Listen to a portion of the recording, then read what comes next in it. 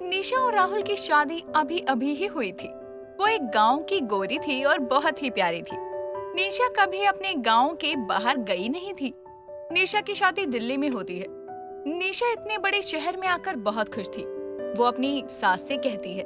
तो आइए देखते हैं कि आखिर निशा अपनी सास को क्या कहती है। माँ जी, हम इतने बड़े शहर में कब न रहे। हमका आप लोगन का दिल्ली शहर बहुत ही बढ़िया लगा। हमको घुमा दीजिए। अगर आप ना घुमा पाएंगे तो अपन लल्ला से कह दीजिए ना। बहू, जब राहुल फ्री होगा तो वो खुद तुम्हें घुमाने ले जाएगा। तब तक तुम चुपचाप रहो। वो क्या है ना, नई नवेली दुल्हन हो। अभी तुम्हें आए हुए 2 दिन हुए हैं। अभी से इतना मत बोला करो। ई लो, अब हमका ज्यादा बोल गए। अब बातें भी ना करें। बुढ़िया कुछ ज्यादा ही चापड़ चापड़ कर रही है। ज्यादा नहीं बोली, पर शादी होकर आए हुए तुम्हें कितने ही दिन हुए हैं बताओ। अगर बाहर वालों ने सुन लिया कि बहू कितना बोलती है तो बस हमारी तो नाक कट जाएगी। काहे माँ जी, आप सुपन खा होगा जो नाक काट के चले जाएंगे जे लोग। चुप कर। कितना बोलती है, क्या बोलना है, कब बोलना है, कैसे बोलना है, ये सब सोच कर बोला कर। दिमाग नाम की चीज है या नहीं? ना है, हमरा में दिमाग ऊ सब शादी में खर्च होएगा बा। जैसे आपके लल्ला को देखा ना, हमरा पूरा दिमाग का सिस्टम हैंग होएगा बा। और दिमाग नाम का चीज है, हम भूल ही गए कहाँ रखे हैं उका। निशा की बात सुनकर कुंती कुछ समझ नहीं पाती और वहाँ से बिना बहस किए चली जाती है और अपने बेटे राहुल को कहती है। बेटा राहुल, मुझे तुम्हारी बीवी की बात जरा भी समझ नहीं आती। उसको जाकर समझाओ बड़ू से कैसे बात करते हैं और कितना बोलती है निशा। उसका मुंह भी दुखता ही नहीं शायद। अब क्या बोल दिया निशा ने जो आप ऐसे भड़क रही हो? पता नहीं क्या बोल रही थी। जब मैंने कहा था दिमाग नाम की चीज है या नहीं, तो बोली आपके बेटे को देखकर सारा सिस्टम हैंग हो गया है। अरे माँ, मेरी पर्सनैलिटी ही ऐसी है कि किसी का भी सिस्टम हैंग हो जाएगा। आपका बेटा किसी हीरो से कम थोड़ी ना है। हाय मेरा बेटा, तुझे किसी की नजर ना लगे। और सुन राहुल, बहू का मुंह बंद करवा दे। कुछ ऐसा कर ताकि बहू ज्यादा ना बोले।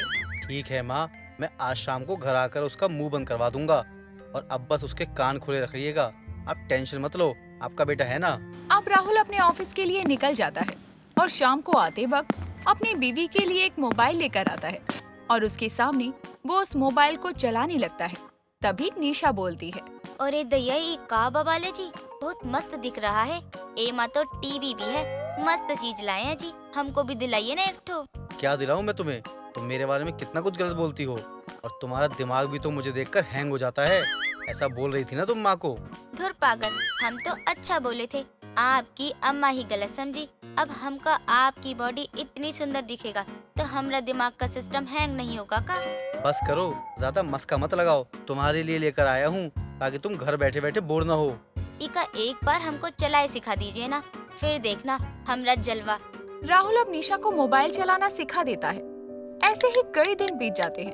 अब निशा धीरे धीरे मोबाइल चलाना सीख जाती है। ऐसे ही एक दिन निशा मोबाइल यूज करने में इतनी ज्यादा बिजी थी कि वो अपनी सास और पति दोनों को अनसुना कर देती है। तभी राहुल बोलता है। क्या बात है निशा, अब तुम जानबूझकर ऐसा नाटक कर रही हो। इतना भी फोन यूज मत करो। अपने आसपास देखो लोग क्या कर रहे हैं। हमका सब दिखाई देता है जी। आप दोनों आए बैठे हमका देखे और अब ताना मार रहे हो।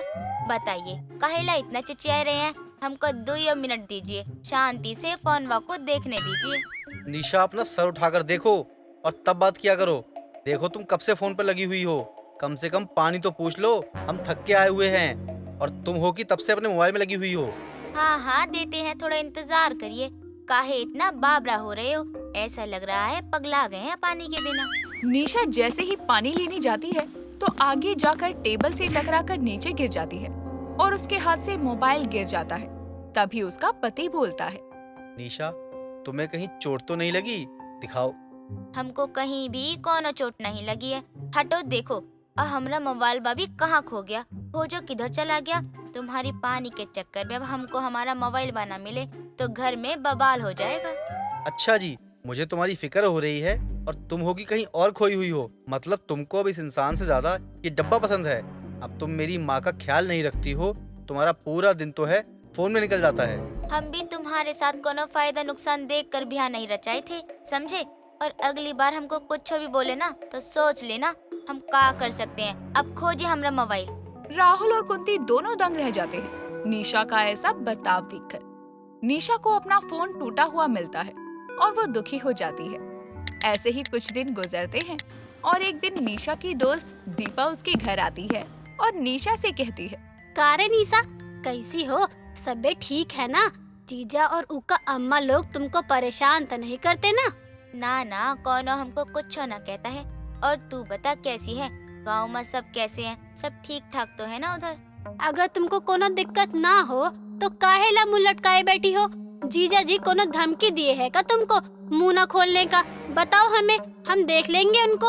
अरे कब से कह रहे हैं, कुछ बात नहीं है। काहेले कान पे टाए टाए बोली जा रही है? दिमाग सन्नाटा गया है का? हमरा ज्यादा बोले नहीं।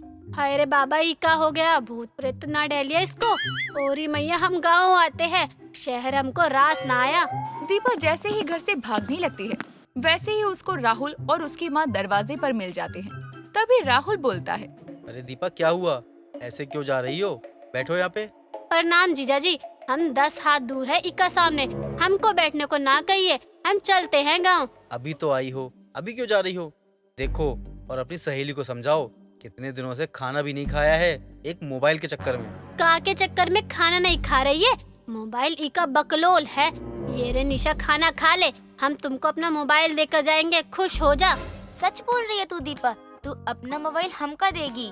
देखो, ई है हमारी दोस्त जो हमारी ऐसी हालत देखकर भी हमको अपना मोबाइल दे रही है। हाँ देखा, अब चलो खाना खा लो, ठीक है? और तुम्हें दीपा की मोबाइल की कोई जरूरत नहीं है, इसके लिए दूसरा मोबाइल लेकर आता हूँ मैं। राहुल निशा को न्यू मोबाइल लाकर दे देता है और निशा बहुत खुश हो जाती है। निशा की दोस्त भी अब अपने गांव जा चुकी थी। ऐसे ही कुछ दिन बीतते हैं। अब निशा फिर से पहले की जैसी हो जाती है।